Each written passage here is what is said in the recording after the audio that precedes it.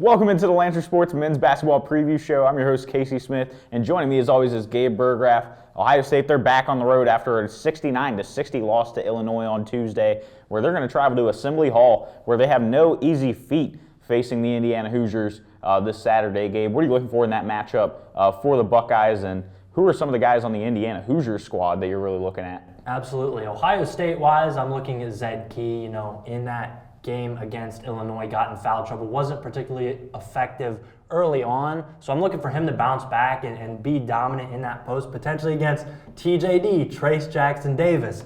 He's a formidable presence in there. They're going to have to slow him down. The Big Ten has a lot of good bigs. Ohio State's faced a lot of them. They have a little bit of experience dealing with them. We'll see if they can get over the hump against Trayce Jackson-Davis. Right, he's one of the most skilled sort of big men in the Big Ten. I mean, obviously you have Zach Edey, but he's an absolute tower at 7'4", so he uses his height a lot of the times to be able to get over, as they say, shooting over a chair, if you will, but being able to grab some of those rebounds. But Trayce Jackson-Davis, he brings it all. He brings skill, he brings size, he brings athleticism.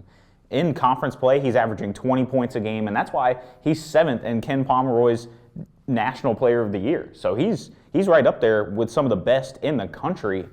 Just being able to score the ball, grab rebounds in Big Ten play. He's averaging a double-double. So he presents, I feel like this is a recurring theme. Ohio State, they have a matchup issue down low, trying to defend some of these Big Ten bigs. Well, and you saw against Edey, Ohio State did a pretty good job on keeping him contained until the very end of the game, where you double, those rotations come, and Fletcher Lawyer gets an open three that ends up being the go-ahead game winner. So if they can, scramble around a little bit defensively. I know here and there over this last stretch, they haven't been great in stopping transition, but that's another thing that Ohio State can look to do, get out to shooters, make them drive to the baseline, just try to stop the scoring from everywhere else, because if you can maybe let TJD, Trayce Jackson-Davis, score his own, you might not need to slow everybody else down. Right, and I think that's kind of an interesting point you bring up about Zach Edey being able to kick out to Fletcher Lawyer, because Indiana has a couple of those guys of their own. Miller Kopp, he's been around the Big Ten, started at Northwestern.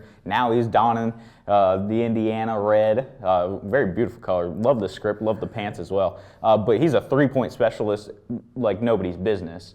And Race Thompson, Xavier Johnson, these type guys, they're able to have kick-out opportunities. And I think for Ohio State, they kind of need Sean McNeil, their three-point shooter of their own, to kind of step up. And, I mean, you see flashes with Sean McNeil. He's able to get out in transition against Iowa, step into a three, hitting it from what looked like west of Dayton on the printed Ohio logo on the shot and scene center floor. But if he's able to step up and hit a couple threes early and sort of silence that crowd, which Indiana, they lead the conference in attendance so far this season. It'll be rocking. Right, averaging about 15,000 a game. If he's able to sort of silence them early and get into a groove, I think that'll keep them from playing down like in the interior defense and have them step out a little bit. Maybe that opens some opportunities for Zed Key and Phil Parra. We talked about it. Ohio State may need their own Jimmy Chitwood, somebody to come out and just knock everything down. One of those guys is Sean McNeil, against Nebraska to tie it up at the end of regulation, in and out. That ball was in the rim,